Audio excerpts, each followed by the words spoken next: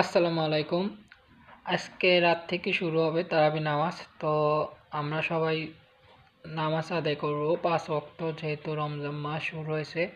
তো নামাজ যদি আমরা ৩ দিন রেগুলার পড়ি, দেখবেন নামাজ ছাড়তে ইচ্ছে করবে না। তো আমরা যারা নামাজ পড়ি না, অবশ্যই নামাজ আদায় করবেন এবং জামাতের সাথে আদায় করার চেষ্টা করবেন।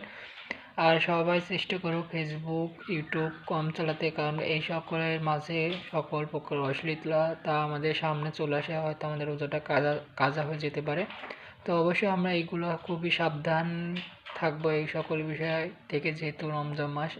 সবাই সাবধানভাবেই ফেসবুক, ইউটিউব চালাবেন এবং সবাই যেন সুস্থ সবলভাবে রোজা থাকতে পারেন সেই কামনা করি। আল্লাহ তাআলা যেন আমাদের সবাইকে সুস্থ রাখে। তো সবাইকে রমজান মোবারক। আজ থেকে যেহেতু সেহরি শুরু, তো সবাইকে রমজান মোবারক এবং সবার উদ্দেশ্যে দোয়া করি যারা আমাদের